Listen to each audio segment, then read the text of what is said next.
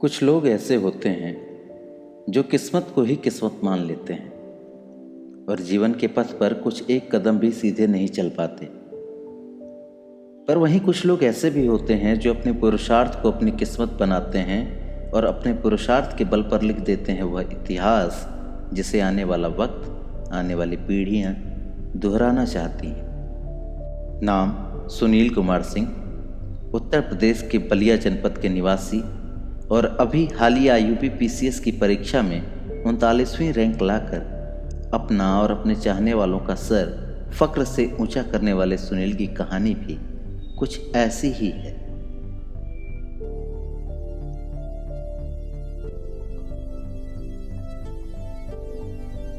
मेरा नाम सुनील कुमार सिंह है। मुझे उत्तर प्रदेश पीसीएस वर्ष 2019 में नायब तहसीलदार का पोस्ट मिला है। मेरा रैंक 39 है। मेरे पिताजी थे वो 99 में जॉब छोड़कर चले आए थे, दिमागी डिस्टर्ब थे। माताजी घर पर रो रही थी कि मतलब बेटे को कैसे पढ़ाना है, क्या कर। एक जिस तरह से माता पिता ध्यान रखते हैं उस तरह से मेरा छोटा भाई जो है, मेरी एक बड़े भाई और एक पिता की भूमिका, दोनों ये पूरे भारत के इतिहास में देखा जाए तो ऐसे उदाहरण बिरले मिलते हैं। तो वो रोने लगा कि माई मेरा जीवन खराब हो गई। पूरा पढ़ाई अपना सरकारी स्कूल से किया है। 12th तक पढ़ाई, 12वीं तक पढ़ाई सरकारी स्कूल से किया है। उसके बाद 3 साल घर के परिस्थिति की वजह से उसके बीच में पढ़ाई छोड़ना पड़ा। हम जाएंगे, हम कहे कि पढ़े जाओ पढ़े जाओ। लड़का बोले कि पढ़ के कौन लंदन जाएगा। हम कहे कि पढ़िएगा तो सब लोग लंदन जाते हैं।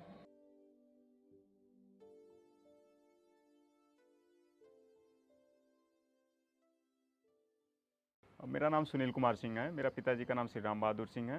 मेरा छोटा भाई प्रताप सिंह उर्फ सनी है। मैं उत्तर प्रदेश के बलिया जनपद के ग्राम पिरौटा का निवासी हूँ। मुझे उत्तर प्रदेश पीसीएस वर्ष 2019 में नायब तहसीलदार का पोस्ट मिला है। मेरा रैंक 39 है। और ये यात्रा, अब तक ये सफलता मिलने से पहले काफ़ी यात्रा में उतार चढ़ाव रहा। और मेरी प्रारंभिक शिक्षा, जैसा मैं बताया भी हूँ कि मेरी प्रारंभिक शिक्षा सरकारी स्कूल में ग्रामीण स्तर पे हुई। उसके बाद मैं अपने रिलेटिव में क्लास 7 से 12 तक जो है कि सरकारी स्कूल में ही अपना माध्यमिक, उच्चतर माध्यमिक शिक्षा प्राप्त किया। उसके पश्चात कुछ ऐसा परिस्थिति बनी जिसके कारण मुझे अंडमान निकोबार जाना पड़ा। वहाँ पे मैं सेलुलर जेल में विनायक दामोदर सावरकर और सचिवालय से काफ़ी प्रेरित हुआ। सचिवालय में भारतीय प्रशासनिक सेवा के जो सदस्य होते थे उनसे प्रत्यक्ष या अप्रत्यक्ष रूप से मिलने का मौका मिलता था, तो वो हमारे लिए मोटिवेशन का कार्य किया कि मुझे भी इस फील्ड में जाना चाहिए था। सुभाषनी नाम है हमारा। 3 लड़का रहे, 3 गो लड़का, 1 लड़की। लड़की के हम 16 साल में शादी कर दिए हैं। मेरा आदमी का दिमाग खराब हो गया। उसी में सोचे कि लड़की के शादी कर दिए, कुछ पैसा लेकर आए तो शादी कर दिए। शादी करने के बाद फिर भी परेशानी होने लगा। लड़का को, बड़ा वाला लड़का को बाहर भेज दिए। सोचते रहे दिन भर कि कैसे कैसे का होगा, कैसे नहीं होगा, कैसे का। लड़का नहीं पढ़े हैं, नहीं लिखे हैं, का होगा। बड़का लड़का चल गए बाहर। फिर बाहर से आए तो वो रोने लगा कि माई मेरा जीवन खराब हो गई। हम बोले कि ठीक है, कुछ उपाय करो। तो हम अपना भाई से 5,000 रुपया लेके इनका के इलाहाबाद भेजने। इलाहाबाद में भेजे तो बेटा बोले कि माई 11 तारीख को मेरा नाम में लिखा जाएगा तो मेरा जीवन सुधर जाइए, ना तो नहीं सुधरेगा, जीवन खराब हो गए। और उस दिन हम भर दिन ना खाए ना पिए, गुरु के ध्यान में रहे कि हे गुरु जी आपके ऊपर गिरे हैं। गुरु जी के कृपा से 12 बजे हमरा के फ़ोन आ गई वहाँ से कि माई मेरा नाम लिखा गए, हो गए मेरा एडमिशन। तनिता सलीब है। फिर छोटा वाला लड़का के पढ़ने में दिमाग नहीं था। लड़का बोले कि हम जाएंगे। हम कहे कि पढ़े जाओ पढ़े जाओ। लड़का बोले कि पढ़ के कौन लंदन जाएगा। हम कहें कि पढ़िए को तो सब लोग लंदन जाते हैं, बाकी पढ़ने में उसका दिमाग नहीं। फिर वही बोले कि बुआ के यहाँ फ़ोन करो, बुआ के यहाँ फ़ोन करो। बुआ के यहाँ फ़ोन करे, बोले कि मेरा ननद छोटी है मेरा से, बोली कि भेज दो उनको, परसों भेज दो। फिर कहे कि उतना दूर अकेले कैसे लड़का जाएगा। फिर एक कोई बताया लड़का के कि एक अमदी कलकत्ता जाता, तो वो लड़का के साथ है, वो उसी लड़का के साथ हम अपना लड़का को लगा दे। फिर रोने लगे कि हती चुकी लड़का कैसे उतना दूर पहुँचेगा। लड़का के चला गए कलकत्ता, जब पहुँच गए उसी दिन फिर दोपहर में हम रोते हैं, हे गुरुजी उस समुंदर पार उतना दूर छोटा लड़का बेखैले पियले कैसे जाएगा। वहाँ चहुप गए। फिर भी फ़ोन किए कि मम्मी हम आ गए यहाँ पर, थोड़ा तसल्ली मिले दिल में, तसल्ली मिले। भगवान के कृपा, भगवान के ध्यान में 24 घंटा, हे भगवान रौरे भरोसे हैं, नैया के खेवैया आपे हैं, जो भी करना है आप पर गिरे हैं, आपे करना है जो करना है। भगवान मेरा नाई के आज तक ले खेते हैं, उसी में मेरा आदमी भुला गया, भुला गए। उस हरिद्वार ले 20 दिन 25 दिन हरिद्वार में बेटी दामाद के साथ में दोनों लड़का के पागल के तरह सगरों घूमे। 4-5 लाख रुपया खर्च हो गया, फिर भी नहीं मिले। आज तक ले चारों परिवार, दोनों लड़का लड़की, मैं अपना पति के लिए तड़पते हैं बखू नहीं। मेरे फिर बोले कि मेरा पिछला जन्म का ही फल है, भोगना तो है, जो हम किए हैं वो तो मेरा भोगना है। फिर लड़का, छोटा वाला लड़का काफ़ी नाराज़ हो गया कि कितना दिन लगता है, कुछ अब नहीं होने वाला है, मैं कुछ भी नहीं होने वाला है। फिर भी हम भगवान के आगे जाकर बंसीधारी के मुड़ी पटक पटक के भक्त के लाज आपे बचाते हैं। प्रभु जी मेरा लाज बचाइए, मेरा लाज बचाइए। मेरा छोटा वाला लड़का बोलता है, बड़ा वाला लड़का बोलता है कि मम्मी तेरा पूजा करने से कोई फायदा नहीं है। बखू हम इस सबको जवाब नहीं देते हैं, कहते हैं कि क्या करें बताओ, पूजा नहीं करेंगे तो गलत काम करेंगे नो, तो मेरा को पूजा करने दो, फायदा होगा चाहे नहीं होगा मालिक के हाथ में है। मेरा नाम प्रताप सिंह है उर्फ सन्नी। हम लोग 2 भाई थे। मेरा बड़ा भाई सुनील कुमार सिंह जी थे। उनको शुरू से ही पढ़ने का बहुत ज़्यादा अंदर से मतलब आत्म ये था कि मुझे पढ़ना है आगे तक। मेरे पिताजी थे, वो 99 में जॉब छोड़कर चले आए थे, दिमागी डिस्टर्ब थे। माताजी घर पर रो रही थी कि मतलब बेटे को कैसे पढ़ाना है, क्या कर ये सब चीज़ चल रही थी। मैं बहुत छोटा था, मुझे ये सब देखकर बहुत ये होता था। मैं भी एक गवर्नमेंट कॉलेज में, गवर्नमेंट स्कूल में पढ़ता था, और भाई छोटे से ही घर मतलब आर्थिक स्थिति ठीक नहीं थी पढ़ाने के लिए, तो भाई ने मेरे रिलेशन में चले गए थे गाजीपुर पढ़ने के लिए। फिर उन्होंने मतलब 12th पास किया वहाँ से, जैसे तैसे गवर्नमेंट स्कूल से, जहाँ पर रहते थे वहाँ पर काम भी करते थे, और मतलब पढ़ने के लिए बहुत मतलब जुनून था उनके अंदर कि मुझे पढ़ना है, कुछ पढ़ना है। और साइकिल से 5-6 किलोमीटर दूर अपने वो स्कूल जाते थे, जिस स्कूल का नाम जनता जनार्दन इंटर कॉलेज था। अपना आते जाते रहते थे, पढ़ते थे। 12th हो गया, उन्होंने 5 डिवीज़न फर्स्ट क्लास से 12th का रिजल्ट आया। हम लोग को खुशी हुआ सुनकर, और मम्मी भी बहुत काफ़ी खुश थी। पिताजी भी घर पर थे, दिमागी डिस्टर्ब थे, दिमागी हालत पर उनको मतलब कुछ ये नहीं था, घर पर ही रहते थे। आर्थिक रूप से हम भाई को पढ़ाने के लिए ये बाहर निकलने के लिए सोच रहे थे, फिर भी मम्मी के पास पैसा नहीं था, मैं बहुत छोटा था। फिर उसके बाद भाई जैसे तैसे मम्मी कहीं से पैसा वैसा लेकर गाजीपुर 1 साल के लिए भेजी। फिर भाई ने काफ़ी मतलब ये करके कि नहीं मुझे कुछ आगे के लिए तैयारी करना है, तो उसके लिए मतलब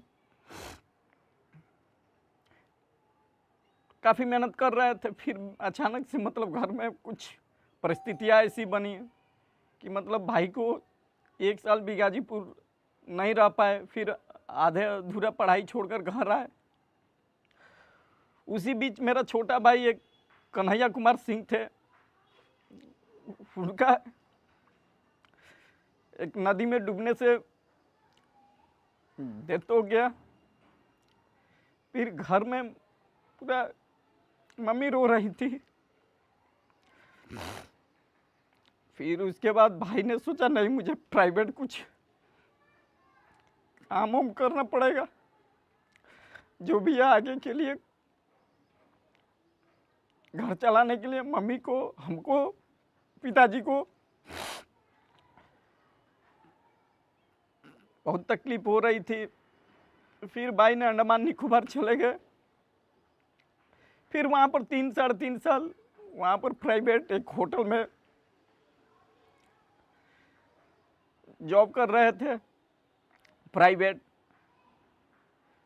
वहाँ पर काम उनको काम दिया गया था, दिन में मतलब एक छोटा सा सुपरवाइजर थे, प्लस रात में वेटर का भी काम करते थे।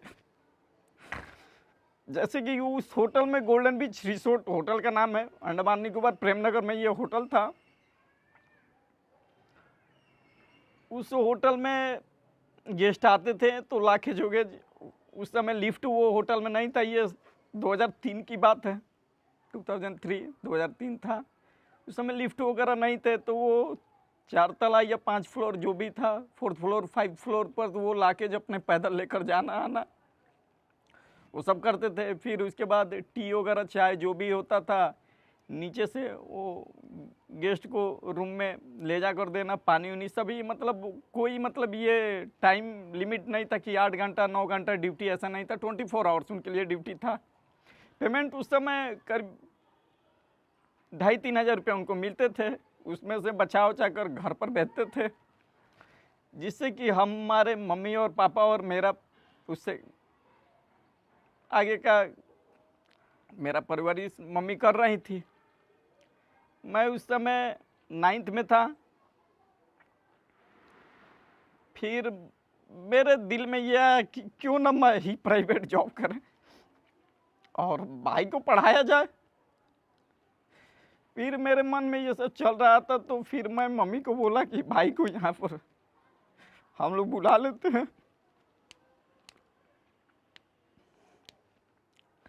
फिर उसके बाद भाई हम लोग फ़ोन किए, भैया को मैं फ़ोन किया कि आप आइए और फिर से आप तैयारी करेंगे, मैं निकलूँगा बाहर।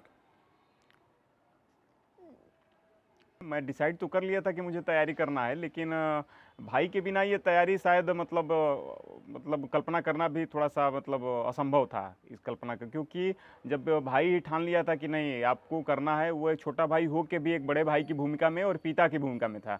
वो हमारे लिए मतलब मैं कोचिंग भी करता था, मॉक टेस्ट भी देता रहता था, तो हमेशा कहा करता था कि नहीं एक और कोचिंग लगा लीजिए, एक और मॉक टेस्ट दे दीजिए, इस बार भैया हम लोग को कर लेना है।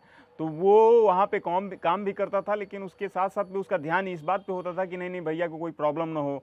भैया का चाहे मतलब कोचिंग से लेके, पढ़ाई लिखाई से लेके, खान पान से लेके, जो भी कपड़े, एक मतलब एक जिस तरह से माता पिता ध्यान रखते हैं, उस तरह से मेरा छोटा भाई जो है, मेरी मतलब एक बड़े भाई और एक मतलब एक पिता की भूमिका, दोनों ये पूरे भारत के इतिहास में मतलब देखा जाए तो ऐसे उदाहरण बिरले मिलते हैं। और ये मेरे लिए मतलब उसका मैं एक जन्म क्या कई जन्मों तक मतलब ये रहूँगा, आभारी रहूँगा, है ना, और उसका कभी मैं मतलब ऋण चुका नहीं पाऊँगा। उस समय मैं 9th में था, कक्षा 9 में था। मुझे एक अंदर से था कि नहीं, मैं भाई को अपने दम पर पढ़ाऊंगा और कुछ भी हो जाए मैं पढ़ाऊंगा। फिर भाई मना कर रहे थे, नहीं तुम पढ़ो, मैं तुम्हें पढ़ाऊंगा, मुझे काम करने दो और तुम वहाँ पर ध्यान रखो, मम्मी पापा को जो भी है, जैसे भी है हमारे पिताजी हैं। ठीक है, मैं एक बार 2 बार उनको कॉल किया, बात उस समय पैसा भी हमारे पास नहीं था कि उनसे बात कर पाऊँ। फिर भी जो भी चल रहा था, 1 हफ्ता 10 दिन में हम लोग कंटिन्यू बात किए। फिर भाई को मैं बुलाया, वहाँ पर काफ़ी परेशानियों के साथ उनको दिक्कत करना पड़ता था। फिर उसी बीच में उनको पढ़ने का ये था, फिर वहाँ पर अपना जब भी 2 घंटा 1 घंटा समय 12 बजे 1 बजे रात में उनको समय मिलता था, भाई वहाँ पर बुक वुक निकाल कर, क्योंकि यहाँ ही से गांव से ही बुक वुक लेकर गए थे बैग में, जिससे जैसे कपड़ा लेकर जा, मतलब जब भी हम लोग बाहर निकलते कपड़ा लेकर जाते थे, तो कपड़ा नहीं ले गए थे, 1-2 पैंट था वो भी फटा उटा, वो नॉर्मल कपड़े की थी पैंट, वो सब लेकर गए थे। और फिर उसके बाद उन्होंने मतलब उसी बैग में, मुझे याद है करीबन ब्लैक कलर का बैग था, उस बैग में उन्होंने अपना जो भी बुक वगैरह थे, किताब उताब पढ़ने के लिए वो सब लेकर गए थे। तो वहाँ पर पढ़ते उड़ते थे। फिर भी वो पढ़ने के लिए भी जो होटल का मालिक थे, चाहे उनको बुरा लगता था कि नहीं आप काम करने के लिए आए हो और यहाँ पर आपको काम करना है, फिर वो बुक को बंद कर देते थे और फिर उस काम में लग जाते थे, जुड़ जाते थे।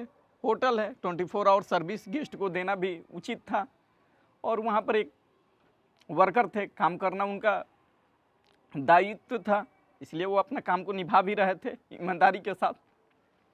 और जो भी 10 तारीख को पेमेंट मिलता था 3,000-2,700 रुपया, उसमें से अपना खर्चा काट उड़ कर घर पर भेज देते पैसा। उस पैसे से हम लोग का परवरिश चल रहा था, ये सब था। फिर मुझे बोला, मुझे मतलब ये था कि नहीं भाई को पढ़ाना है। मम्मी हमेशा घर पर रोती रहती थी। फिर मैं भाई से बात कर फिर भाई को मैं आश्वासन दिया कि आप आइए, मैं निकलूँगा और आप पढ़िए। मैं कल्याणी, मैं सुनील की दोस्त हूँ। सुनील और हमारी मुलाकात मैं भी मतलब यूपीएससी करने के लिए ही दिल्ली आई थी, और हम लोगों की मुलाकात एक टेस्ट सीरीज़ के दौरान हुई थी। वहीं से मतलब मैं सुनील को जानती हूँ, और मैंने उनका काफ़ी स्ट्रगल देखा है हर स्टेट पीसीएस का भी। पहले इनिशियली यूपीएससी करना, यूपीएससी के अटेम्प्ट एग्जॉस्ट हो जाने के बाद फिर अलग अलग स्टेट के एग्ज़ाम्स देते हुए, प्रीलिम्स, मेंस, इंटरव्यू, हर तरह का सक्सेस, फेल्यूर, हर तरह से मैंने उनकी जर्नी जो है थरोली देखी है। अप्स एंड डाउन्स, उनके पापा खो जाना। जैसा कि 2012 में कुछ ऐसी परिस्थिति हुई कि घर से मुझे अपने पिताजी को, माताजी को साथ में लाना पड़ा दिल्ली के अपने साथ रहने के लिए। तो अचानक 2016 में वो घर जाने के लिए निकले और घर भी नहीं पहुँचे। हम जैसे निकले तो हम लोग सोचे कि 1-2 घंटा में यही अगल बगल जिस एरिया में हम लोग रहते हैं वहीं पे घूम रहे होंगे। तो 2 घंटा हो गया, 3 घंटा हो गया, तो आए नहीं। तो उसके बाद हम लोग को डाउट हुआ, तो हम लोग मतलब खोजने लगे। तो फिर थाने में गए आदमी, तो फिर वो लोग बोले कि नहीं 24 आवर हो जाने दीजिए। तो फिर आदमी, तब तक मैं जाके अगल बगल जितने भी थे बस अड्डे मैं खोजने लगा। फिर भाई को बताया, फिर भाई अंडमान से आए, भाई, जीजा, माताजी, हम सभी लोग मिल के अपना जगह जगह जितने रैन बसेरा थे, जितने जहाँ पे निःशुल्क खाना पीना मिलता है, वहाँ पे जा के पोस्टर लगवाना, चिपकाना। पुलिस की भी सहायता मिली। फिर हरिद्वार, ऋषिकेश का एक आश्रम जो है हम लोग छान मारे, अभी तक कुछ पता नहीं चला है। जी सर, ये काफ़ी चुनौतीपूर्ण था मेरे लिए, क्योंकि सारे हमारे मित्र जो है वो पीटी के आईएएस प्रारंभिक परीक्षा में लगे हुए थे। और उस मेरा दौर था कि मैं खोजता भी था, और आके जो है कि ये भी लगता था कि मतलब पेपर भी देना है, क्योंकि कंपलसरी अटेम्प्ट चल रहे थे। तो भाई और सभी लोग बोले, हमारे जो भी परिजन थे, कि नहीं आपको पढ़ाई भी देना है, परीक्षा लेना ही है, छोड़ना नहीं है, इसी के लिए आए हैं आप। तो वो चीज़ें इतना मतलब अंतर्द्वंद चलता था कि उस चीज़ को, उस द्वंद्व को मतलब थोड़ा शब्दों में अभिव्यक्त करना काफ़ी मुश्किल है।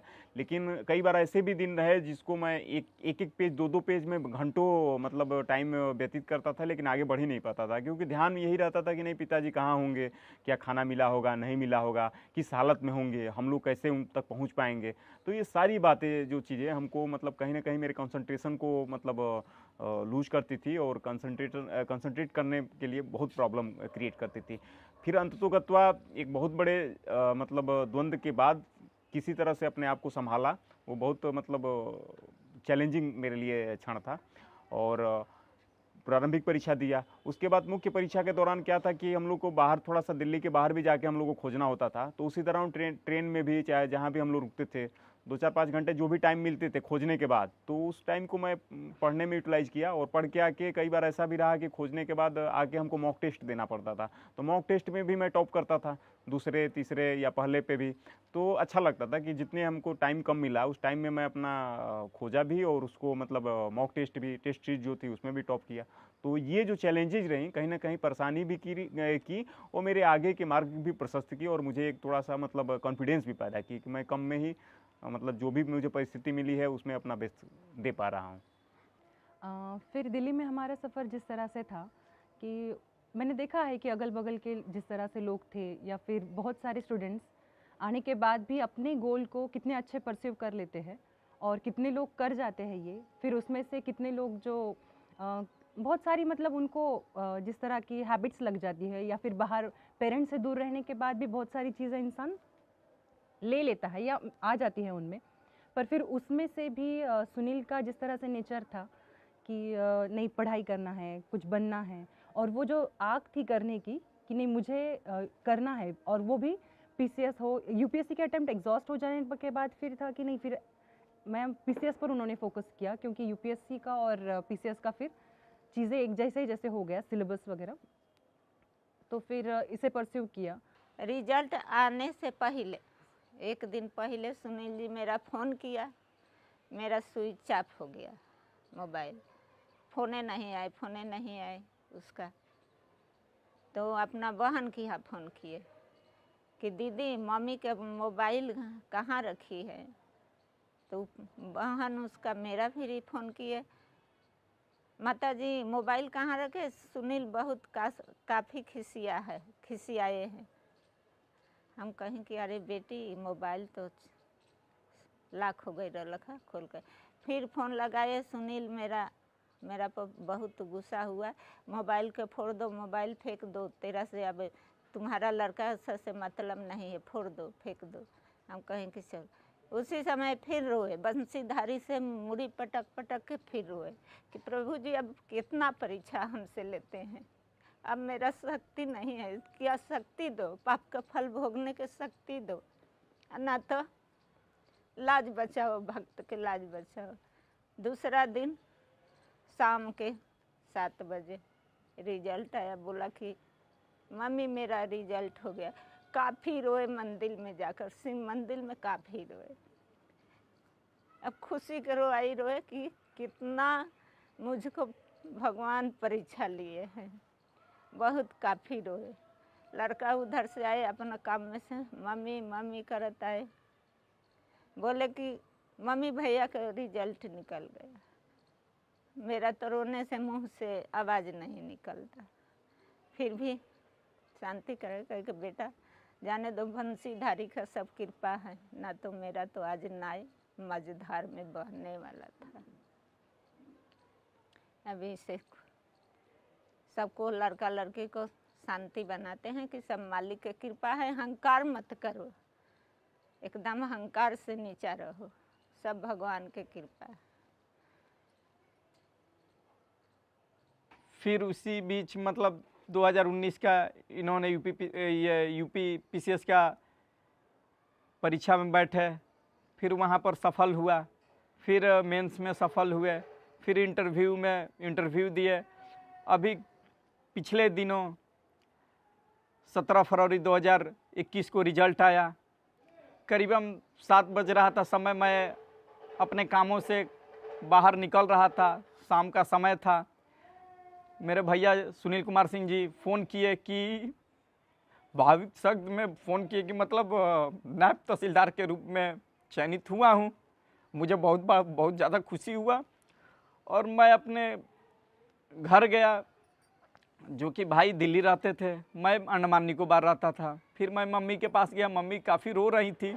फिर मंदिर में बैठ कर पूजा वूजा की। फिर वहाँ पर जितने मेरे पोर्ट ब्लेयर में अंडमान निकोबार में जितने मेरे फ्रेंड्स, जो भी रिलेटिव्स, सभी लोग घर पर आए, कंग्रेचुलेसन, बधाई बहुत दे रहे थे और बहुत खुशी हुआ।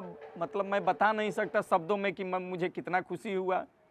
फिर मेरे गांव से मेरे रिलेटिव और गांव के सभी लोग ने मुझे उस रात मतलब नियर अबाउट 2, ढाई, 3 बजे तक कॉल आते रहे। फिर अगला दिन नेक्स्ट डे भी 18 तारीख को कॉल पर कॉल आते रहा। और भाई को इस जगह पर देखकर मुझे बहुत गर्व है। मैं अपने भाई पर बहुत बड़ा गर्व है कि मेरा भाई यूपीपीसीएस में चयन हुए और बहुत अच्छा लग रहा है। और मतलब भगवान का आशीर्वाद और माँ बाप का आशीर्वाद और मेरे जो भी बड़े बुजुर्ग, मेरे छोटे भाई, बड़े भैया लोग, जो भी दोस्त लोग, उनका सबका आशीर्वाद के साथ ही ये जो भी चीज़ मुझे देखने को मिला, सबका इसमें आशीर्वाद है। और इस चीज़ के लिए मैं अपने सभी परिवार, दोस्त, मित्र, रिलेटिव सबको मैं तहे दिल से चरण छूकर मैं उनको प्रणाम करता हूँ। और अपने बड़े भैया को जहाँ भी इनको मौका मिले, गवर्नमेंट, यूपी सरकार गवर्नमेंट में मौका मिले, वो अपने सच्चे ईमानदारी के साथ और लगन के साथ अपना कर्तव्य को निभाएं और अच्छे तरीके से निभाएं। ऑल द बेस्ट मेरे बड़े भैया के लिए। सुनील मेरा छोटा भाई है। पूरा पढ़ाई अपना सरकारी स्कूल से किया है। 12th तक पढ़ाई, 12वीं तक पढ़ाई सरकारी स्कूल से किया है। उसके बाद 3 साल घर के परिस्थिति की वजह से उसके बीच में पढ़ाई छोड़ना पड़ा। 12वीं के बाद पढ़ाई छोड़ना पड़ा उसको। 3 साल पढ़ाई छोड़कर उसके बाद वो अंडमान निकोबार जाना पड़ा। सिविल में जॉब करना पड़ा। सिविल में जॉब किया, फिर 8 महीना जॉब भी किया। और बाकी साथ में वो जाने के समय बुक्स, नोटबुक्स ये सब लेकर गया था। वहाँ भी काम भी करता था, साथ में पढ़ाई भी करता था, दोनों साथ में उसका चलता था। साथ में दोनों वहाँ से 8 महीना करके फिर वापस आ गया। वापस आकर फिर मम्मी से बोला कि मम्मी मुझे पढ़ना है। तो मम्मी बोली कि ठीक है पढ़ो, जितना हो सकता है उतना करेंगे। बाकी 12वीं के बाद तो पैसा लगता है, ये उतना तो घर से सपोर्ट नहीं था कि 12वीं के बाद पेरेंट्स कहीं बाहर भेजे पढ़ने के लिए या कहीं कि जाओ कुछ की तैयारी करो, उतना घर से सपोर्ट नहीं था। तो फिर मम्मी बोली ठीक है। तो वहाँ ऐसे ही बात कर रहे थे, बड़ा वाला भाई था, छोटा भाई था, मम्मी थी, ऐसे ही सब आदमी बैठ कर बात कर रहे थे। तो वहाँ छोटा वाला भाई मेरा सुन रहा था। तो बोला कि भैया वहाँ आप गए थे तो क्या कर रहे थे? तो बोला कुछ नहीं, काम करना पड़ता है, जाते हैं। तो बोला कि ठीक है आप जाओ पढ़ो, मैं चला जाता हूँ अंडमान निकोबार, मैं काम करूँगा, वहाँ जाकर जॉब करूँगा, आप पढ़ाई कर लो। तो ऐसे ही 2-4 दिन तो फिर वो दोनों अपने वो जाने के लिए वहाँ तैयार हो गए। सुनील इलाहाबाद अपना जाने के कि जाकर बाकी पढ़ाई इलाहाबाद करूँगा। तो इलाहाबाद कोई रिलेशन नहीं था, कुछ नहीं था। बाकी जाकर इलाहाबाद में अपना एडमिशन लेना ये भी कोई माने आसान काम नहीं है कि जाकर वहाँ एडमिशन लेना। फिर वहाँ इलाहाबाद गया, स्टेशन से ही रुक कर फिर वहाँ से जाकर अपना एडमिशन लिया इलाहाबाद एडमिशन लिया। वहाँ फिर 3-4 साल वहाँ पढ़ाई किया। वहाँ से फिर निकला तो फिर वो दिल्ली निकल गया, क्योंकि भाई छोटा भाई के सपोर्ट था। वहाँ से दिल्ली गया और दिल्ली में आईएएस की तैयारी में लग गया, कोचिंग में एडमिशन लिया अपना। वहाँ से कोचिंग करने लगा, आईएएस की तैयारी में लग गया। पहला प्रयास में तो पीटी दिया, पीटी में हो नहीं पाई। दूसरा प्रयास में पीटी मेंस दोनों निकाला, इंटरव्यू भी दिया, बाकी फाइनल में नाम नहीं आए। फिर 2 बार हुआ तो फिर बोला कि दीदी लग रहा है कि गलत मैं डिसीजन ले लिया हूँ, इसमें मेरे लायक नहीं है, मैं नहीं कर पाऊँगा।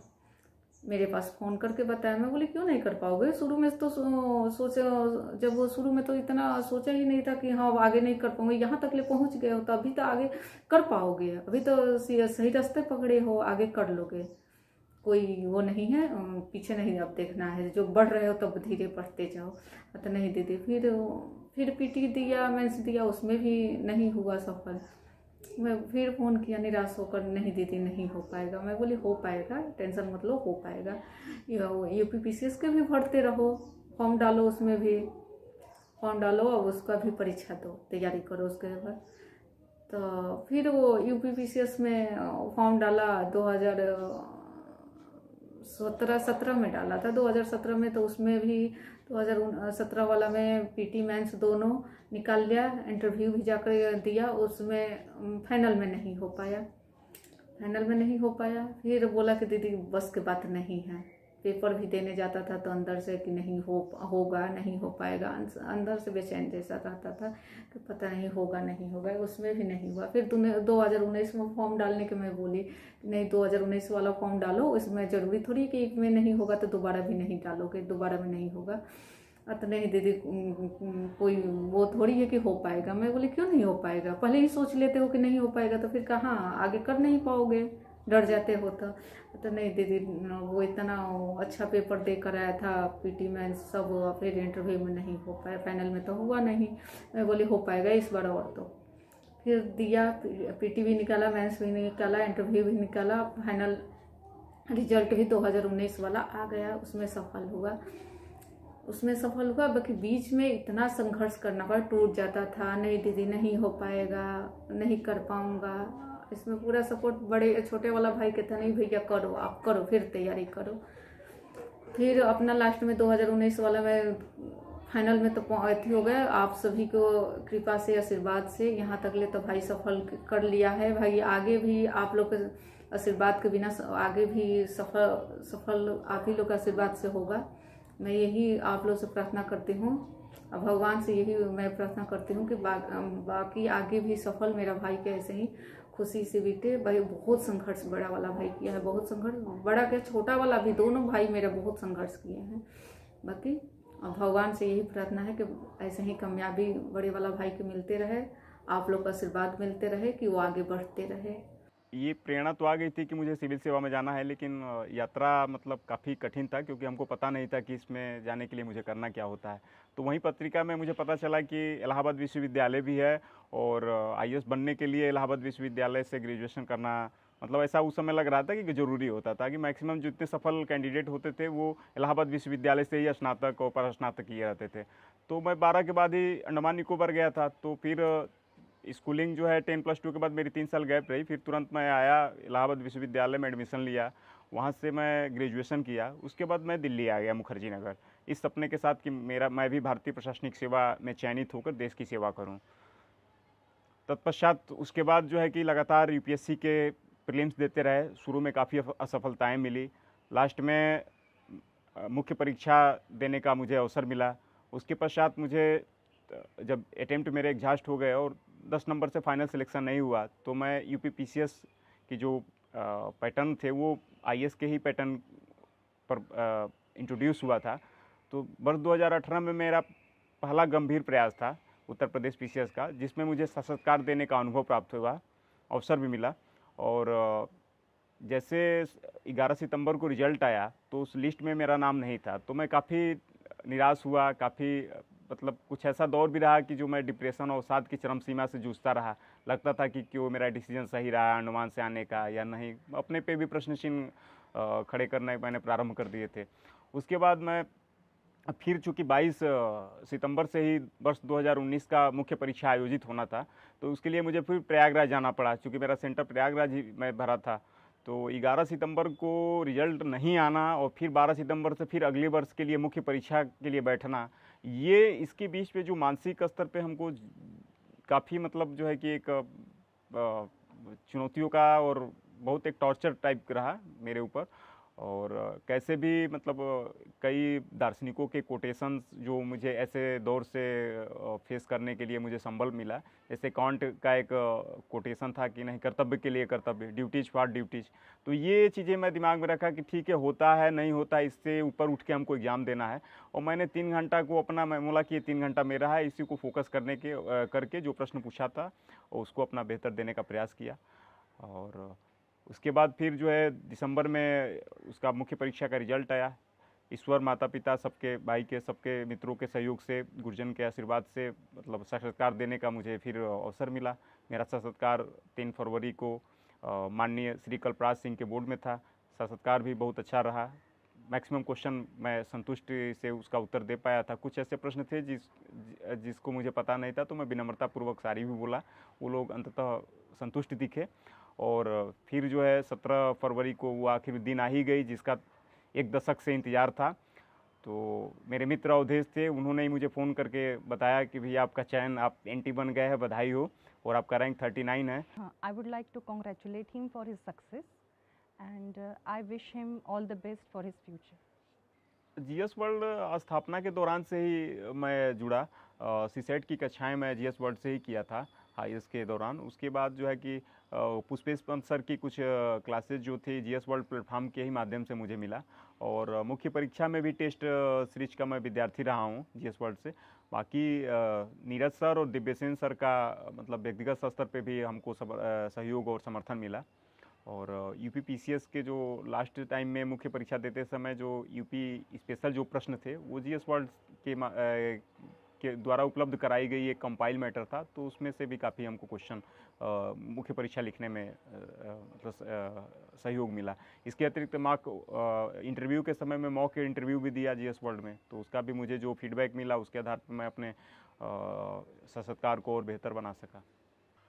तो दिक्कत तो तब हो गई सर कि हमारे जितने भी हमारे जो मित्र थे वो कहीं ना कहीं सेटल हो गए थे। काफ़ी कुछ लोग उसमें IRS भी बने, IPS भी बने, IS भी बने, कुछ PCS भी बने। तो इतनी दिक्कत तो मैं सोच के बहुत परेशान। इसी बीच जो है कि कोविड-19 के कारण लॉकडाउन लगा, तो और जो है कि निराशा और जो है कि एक डिप्रेशन की जो सिचुएशन थी उसमें मैं कहीं धीरे धीरे जा ही रहा था। क्योंकि अकेले रूम में रहना, खाना बनाना, पढ़ाई करना, और फिर जो है कि अकेले किसी से बाहर निकलना भी मुश्किल हो गया था। क्योंकि मैक्सिमम लोग जो थे, हमारे जो सर्किल था वो कहीं ना कहीं सेटल हो गया था, और कुछ लोग बचे तो वो घर निकल गए थे। और मैं घर भी नहीं जा सकता था क्योंकि माता जी और मेरे भाई जो है पोर्ट ब्लेयर में थे। और गांव पे मैं आज 2012 के बाद से मैं कभी जा ही नहीं पाया हूँ अभी, और जानने की हमेशा चाहत रही है। तो इन सब चीज़ों के कारण एक मतलब एक विचित्र स्थिति हो गई थी। इस चीज़ को एक एक सेकेंड, एक एक मिनट जो है कि व्यतीत करना थोड़ा सा मुश्किल हो रहा था। तो ये मतलब मेरा जो है कि हार्ड टाइम रहा, काफ़ी कठिन दौर रहा। कई बार सर ऐसा भी रहा है कि मुख्य परीक्षा के कारण और लॉकडाउन आने के कारण मैं मतलब जो है कि पढ़ाई को ध्यान में रखते हुए एक बार खाना बना लेता था, और वही जो बचता था वो रात में भी खा लेता था। या कई बार रात में बनाया तो सुबह बचता था तो सुबह में खा लेता था। सुबह में थोड़ा सा चने, अंकुरित वगैरह भिगा लेता था, तो किसी दिन भिगाता था तो खा लेता था, नहीं तो नहीं खा लेता था, नहीं मिलता था। तो मतलब ऐसा रहा कि नहीं, पढ़ाई भी ठीक से करना है मुझे, और अपना जो खाने पीने भी था तो कई बार ध्यान दे पाता था, नहीं भी दे पाता था। तो लॉकडाउन वाला पीरियड काफ़ी मतलब अकेले काटना, खासकर से मतलब 9-10 महीने का जो समय रहा, काफ़ी चुनौतीपूर्ण रहा।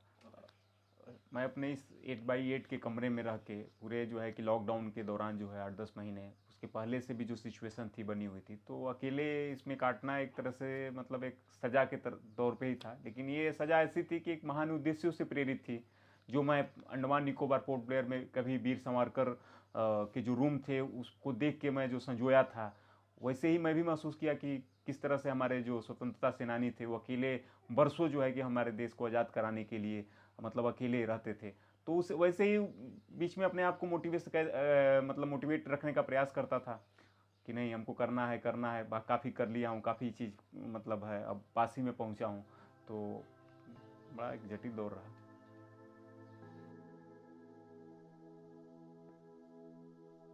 एक लंबे अरसे तक जीवन में सफलता का न मिलना, बचपन में सबसे छोटे भाई की अकाल मृत्यु, और फिर पढ़ाई के दौरान अचानक से एक दिन पिताजी का साथ छूट जाना, और ऐसी परिस्थिति में भी सुनील का अपने फैसले से न डिगना अपने आप में एक आश्चर्यचकित कर देने वाली बात है।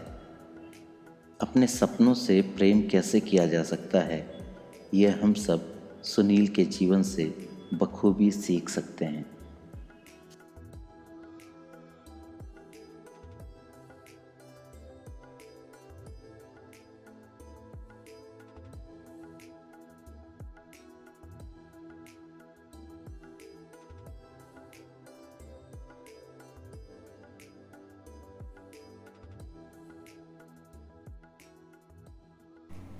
सुनील सिंह जी, जो कि Uttar Pradesh provincial civil service exam 2019 में नायब तहसीलदार के पद पर चयनित हुए हैं, उन्हें हमारी ढेर सारी शुभकामनाएं। सुनील जी हमारे सबसे पुराने और सबसे घनिष्ठ मित्रों में से एक हैं। 2008 में इलाहाबाद विश्वविद्यालय में पढ़ाई के दौरान सुनील जी से मेरी मुलाकात हुई और दोनों साथ में सिविल सर्विस एग्जाम की तैयारी शुरू की। 2009 में इलाहाबाद विश्वविद्यालय में बीए की अंतिम वर्ष की परीक्षा के उपरांत हम लोग दिल्ली गए तैयारी के लिए। साथ में रहकर हम लोगों ने तैयारी किया। उस दौरान सुनील जी का एक मोटिव था कि 1 साल की तैयारी के उपरांत हम सिविल सेवा में अच्छे रैंक के साथ चयनित होंगे। काफ़ी कठिन परिश्रम के उपरांत भी अनफॉर्चुनेटली सुनील जी कई बार मुख्य परीक्षा में सम्मिलित होने के बाद भी आईएएस की परीक्षा नहीं क्वालिफाई कर पाए। उसके उपरांत 2017 के बाद, जो कि इनका अंतिम प्रयास था सिविल सर्विस एग्जाम में, इन्होंने उत्तर प्रदेश पीसीएस एग्जाम देना स्टार्ट किया। 2018 में ये साक्षात्कार में पहुंचे, लेकिन अंतिम रूप से नहीं चयनित हो पाए। 2019 की परीक्षा में ही अंतिम सफलता मिली। सुनील जी के साथ हमारी बहुत सारी यादें जुड़ी हुई है। एक तो सुनील जी जब तैयारी कर रहे थे, उस समय मुझे पता लगा कि इनकी घर की स्थिति, आर्थिक स्थिति सही नहीं है। घर में और बहुत कई सारी परेशानियां चल रही थी, लेकिन ऐसी भी विपरीत परिस्थितियों में इन्होंने अपना धैर्य नहीं खोया और अभी तक का इनका पिछले 10 साल का जो जीवन था वह काफ़ी संघर्षमय रहा, लेकिन उससे जूझते हुए इन्होंने सिविल सेवा परीक्षा की तैयारी की और अंतिम रूप से चयनित हुए। इनकी सफलता केवल एक व्यक्ति की सफलता न होगी, हमारे ऐसे युवा जो कि किसी भी कॉम्पिटिटिव एग्जाम की तैयारी कर रहे हैं, अगर उनके सामने भी कुछ सामाजिक या आर्थिक चुनौतियां हैं तो उनके लिए एक सीख है। निश्चित रूप से ये एक प्रेरणादायी सफलता है। हमारी सुनील जी के साथ शुभकामनाएं हैं कि वे जीवन में और तरक्की करें, पुनः एग्जाम में चयनित हों और अच्छे पद पर जाएं। बहुत बहुत धन्यवाद। मेरा नाम सौरभ कुमार राय है। मैं और सुनील एक ही साथ यूपीएससी की तैयारी दिल्ली शुरू किए थे, एक तरह से सिविल सेवा की तैयारी, जिसमें लक्ष्य बड़ा महत्वाकांक्षी थे और निश्चित तौर पे एक बहुत जुझारू तरीके से हमने तैयारी भी शुरू किया। मध्यम वर्गीय पारिवारिक पृष्ठभूमि से होने के साथ ये चेतना भी थी कि सबसे बड़ी जो पूंजी है जिससे हम लोग अपना सफलता प्राप्त कर सकते हैं वो ये है खुद की मेहनत। इस संबंध में सुनील का प्रयास बहुत असाधारण था। सिविल सेवा की जहाँ तक बात है, इसमें कठिनाई मात्र सिलेबस पूरा करने की या कोर्स पूरा करने तक ही नहीं होती। कई बार चुनौतियाँ जो होती हैं वो आपके समाज से, परिवार से या आपकी आर्थिक पृष्ठभूमि से भी आती है, स्वास्थ्य से आती है। तो इस संदर्भ में एक उदाहरण दूं मैं, सबसे बड़ी चुनौती जो सुनील को आई वो थी 2016 के दौरान अकस्मात पिताजी एक तरह से गायब हो गए। कुछ मानसिक समस्याएं थी उनकी और उसी दौरान वो घर से गायब हो गए और अभी तक नहीं मिले। हम सबकी प्रार्थना है कि वो फिर से लौट आएँ और इस जो शानदार सफलता सुनील को मिली है उसमें वो भागीदार हों और इसको सेलिब्रेट करें। तो इस दौरान जो चुनौती आई, उसी दौरान सुनील लगातार मेंस भी दे रहे थे। उस चुनौती के साथ एक बेहतरीन परफॉर्मेंस सिविल सर्विसेज में दे रहे थे, लेकिन अंततः सफलता नहीं मिली। लेकिन जो सबसे शानदार चीज़ थी वो था सुनील का जुझारूपन। उस जुझारूपन ने ही ये आज उस जुझारूपन से ही आज सुनील सफल हुए और ये एक तरह से हम कहेंगे कि हम सब के लिए सुनील मित्र तो हैं हमारे और ये प्रेरणा सबसे बड़ी चीज़ है कि सुनील का प्रयास एक प्रेरणा है हम सबके बीच में। और इसी प्रेरणा से हम ये भी मानते हैं और उनके उस जुझारूपन से और लगन से कि भविष्य में वो इससे भी बेहतर कुछ करेंगे। और नो डाउट अगली ही वैकेंसी में सुनील निश्चित तौर पे एक एसडीएम का प्राप्त करेंगे। इसी के साथ हम उनको ढेर सारी शुभकामनाएं देते हैं उनकी अगली परीक्षाओं के लिए और बेहतरीन उनकी सफलता। धन्यवाद।